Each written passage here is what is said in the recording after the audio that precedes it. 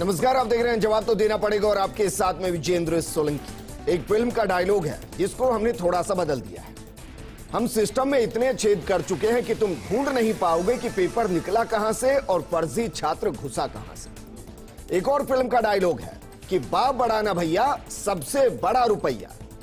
राजस्थान में जिस अंदाज में सरकारी परीक्षाएं हो रही हैं और हर परीक्षा पारदर्शिता की अग्नि परीक्षा में राख हो रही है, सवाल सिस्टम की साख पर खड़ा होता है, सरकार की साख पर खड़ा होता है, परीक्षा कराने वाले संस्थानों की साख पर खड़ा होता है। तो सबसे पहले तो यही देख लीजिए कि बीते एक साल में जो 5 बड़ी परीक्षाएं हुई हैं उनका हाल क्या रहा है। इस मुद्दे पर बात भी करेंगे, जानेंगे कि रीट 2021 में ये गलतियां रिपीट ना हो उसके लिए क्या करना चाहिए। लेकिन उससे पहले ये रिपोर्ट देखिए। भर्ती परीक्षाओं में पिछले कुछ वक्त से फर्जी तरीके से अभ्यर्थियों को पास कराने का जो गिरोह सक्रिय हुआ, उसने अब सरकारी सिस्टम पर बड़े सवाल खड़े कर दिए हैं। पिछले कुछ वक्त में हुई सभी भर्ती परीक्षा संदेह के घेरे में आकर खड़ी हो गई हैं। हाल ही में एसआई भर्ती परीक्षा में पकड़े गए आरोपियों से पूछताछ में ये बात सामने आई कि उन्होंने पहले भी परीक्षाओं में नकल करवाकर अभ्यर्थियों की नौकरी तक लगवाई है। आइए आंकड़ों के जरिए बताते हैं पिछली कुछ भर्तियों के हालात। 12 सितंबर को आयोजित हुई थी परीक्षा। दोपहर 2 बजे शुरू हुआ था नीट का पेपर। दोपहर 2:30 बजे व्हाट्सएप से आउट हुआ पेपर। 35 लाख रुपए में नीट के पेपर की सौदेबाजी। पुलिस ने जयपुर अजमेर से धरे 17 आरोपी, लेकिन परीक्षा को अब तक नहीं किया गया रद्द। आधिकारिक बयान, एक ही अभ्यर्थी तक पहुंचा पेपर। एसआई भर्ती परीक्षा 2021 13 से 15 सितंबर तक आयोजित हुई परीक्षा। जयपुर बीकानेर से आउट हुआ परीक्षा का पेपर। जयपुर बीकानेर पुलिस ने 17 आरोपी किए गिरफ्तार।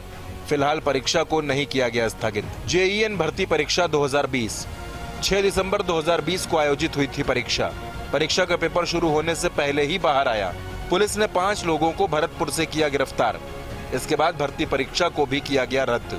पुस्तकालयाध्यक्ष ग्रेड 3 भर्ती परीक्षा 2018 19 सितंबर 2020 को आयोजित हुई थी परीक्षा। पुलिस ने मामले में 6 लोगों को किया गिरफ्तार।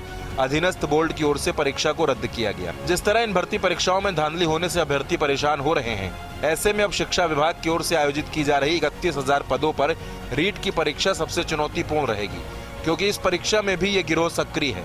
लेकिन सरकार पहले ही इस तरह की तैयारी कर लेती तो शायद भर्ती परीक्षाओं के पेपर इस तरह सरेआम नहीं बिक रहे होते। Bharat Dikshit, first India news. तो सोचिए जरा, 5 बड़ी परीक्षाएं, 5 में पेपर लीक और सिस्टम वीक नजर आया। और अब बारी है रीट 2021 की। रीट में वो गलतियां रिपीट ना हो जिन्होंने छात्रों के भविष्य को अंधेरे में धकेलने का काम किया।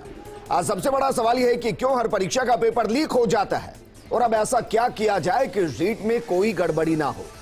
तो परीक्षा पर सवाल खड़े होंगे अगर फिर से गलती सामने आई।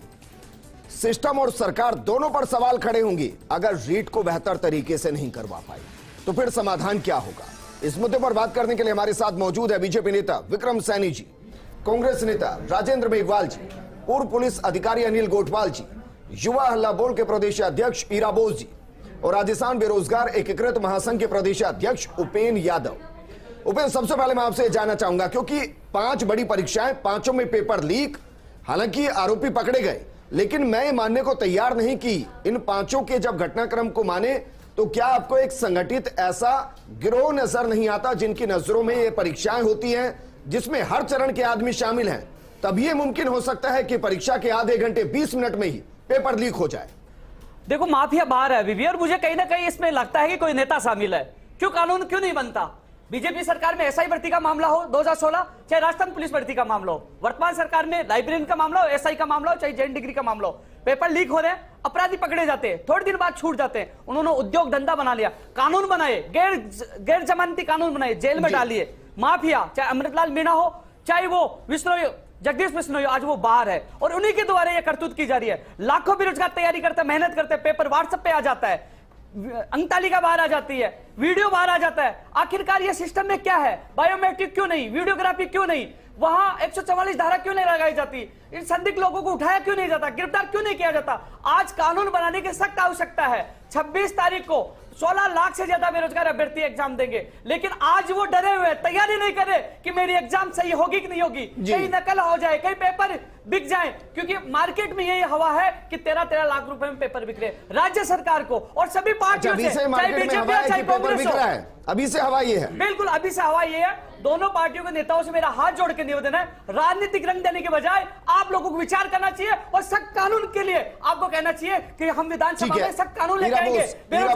जिस तरीके से परीक्षाएं रद्द हो रही हैं, रद्द होती हैं या फिर उन पर सवाल खड़े होते हैं, पेपर लीक हो जाते हैं, बच्चा समझ नहीं पा रहा कि वो तैयारी करे किस चीज की, उसको पकड़ने की जो पेपर लीक करा के पास करा दे, या फिर उसकी तैयारी करे कि परीक्षा को पास करके नौकरी ले ले। युवा ही भ्रमित है। बीते 5 परीक्षाओं का यही परिणाम सामने आ रहा है। छठी परीक्षा की बात करेंगे, लेकिन सबसे पहला रिएक्शन यही, होता क्यों है ऐसा? देखिए, सबसे पहले तो मैं आपका बहुत बहुत धन्यवाद जो बेरोजगारों की आवाज़ बुलंद करने के लिए मुझे यहाँ पे बुलाया है। देखिए, अभी हाल ही में 4 परीक्षा हुई है जिसमें एसआई की भर्ती हो, नीट की भर्ती हो और इस जेईएन की भर्ती हो और आरएस इंटरव्यू की। इन चारों भर्तियों के अंदर लगातार घपला हुआ है, फर्जीवाड़ा हुआ है। एसआई की भर्ती के अंदर पेपर बाहर आ जाता है और उसका वीडियो वायरल हो जाता है। 3 जिलों के अंदर 17 कैंडिडेट पकड़े गए हैं, लेकिन अभी तक उनके ऊपर कोई कार्रवाई नहीं हो रही है। हमने एसओजी के पास में गए, कल हम गांधीनगर थाने में जाकर के हमने एफआईआर करवाई, लेकिन पुलिस वालों ने मना कर दिया है कि ये एफआईआर यहाँ पे नहीं होगी। तो हम ये बेरोजगार जाए कहाँ? दूसरी बात है कि एफआईआर क्यों नहीं होगी? एफआईआर नहीं होगी क्योंकि आप लोग एसओजी के पास जाइए। एसओजी के पास में हम लाइब्रेरियन भर्ती के लिए गए, लेकिन उन्होंने अभी तक उसका कोई 50 जने मिले थे जालोर से, लेकिन उनके ऊपर अभी तक कोई कार्रवाई नहीं हुई, नहीं वो भर्ती रद्द हुई। तो हम लोग सबसे पहले एफआईआर करवाने गए, लेकिन उन्होंने कहा एसओजी के पास में अनिल गोठवाल जी, ऐसा कैसा हो सकता है कि सर कोई प्राथमिकी दर्ज कराने जाए, एफआईआर दर्ज कराना जाए और पुलिस मना कर दे? देखिए, कहा तो ये जा रहा है कि आप किसी भी समस्या को लेकर जाइए, आपके एफआईआर जरूर दर्ज होगी। अनिल गोठवाल जी, हाँ, जैसा कि अभी ये आप बता रहे हैं कि गांधीनगर थाने गए, मेरा ये मानना है कि एसओजी ऑलरेडी इस लाइब्रेरियन परीक्षा की जांच कर रही है, एक मुकदमा दर्ज है ऑलरेडी।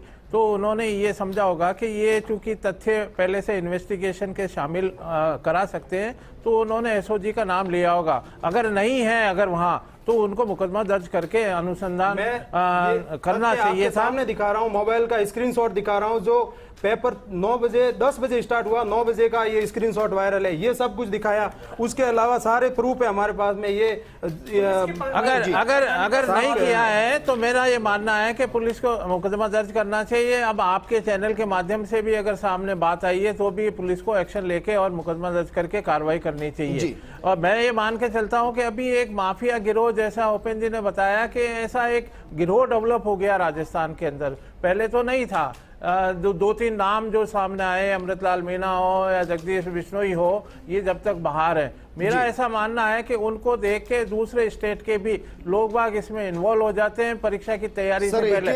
एक बच्चे से 35 लाख रुपए लिए गए। सोचिए, अगर 100 बच्चे कर दिए तो 35 करोड़ जेब में। बाकियों का तो भविष्य जाए अंधेरे में। अब आप देखिए कि फोटो मैचिंग करा देते हैं और डुप्लीकेट जो तैयार कर रहा है वो उसका डमी व्यक्तियों को बिठाया जा रहा है। डमी कैसे बैठ सकता है, मुझे बताइए? जब हर एक परीक्षा प्रवेश पत्र पर फोटो होता है सर, डमी कैसे घुस जाता है? मैं ये कह रहा हूं कि डमी राजस्थान के बाहर से ऐसा मैचिंग कराया जाता फोटो का कि जो बैठने वाला है और डमी है वो दोनों वो रिजेंबल करता है। तो परीक्षा जो केंद्र के ऊपर व्यक्ति है, जो परिवीक्षक है, वो पहचानने में उसको दिक्कत होती है। आधार कार्ड बनवा लेते हैं। इस तरह के गिरोह ऑलरेडी इसमें काम कर रहे हैं। और मैं तो ये कह रहा हूँ कि ये जो मेडिकल की जो रीट की ये परीक्षाएं हैं, इनका तो एक साल पहले से तैयारी हो जाती है। जैसा अभी इन्वेस्टिगेशन में एक सवाल करना चाह रहा था कि क्या मोबाइल ले जाना अलाउ है? एसआई भर्ती में मोबाइल अंदर गया, बाहर अंदर से वीडियो बाहर आया और जो ओमार शीट की कॉपी बाहर आई, क्या ये संविधान अनुमति देता है कि अंदर मोबाइल भी ले जाया जाएगा, अंदर से ओमार शीट की कॉपी भी बाहर आएगी? ये कैसे हो पा रहा है? मैं ये कह रहा हूँ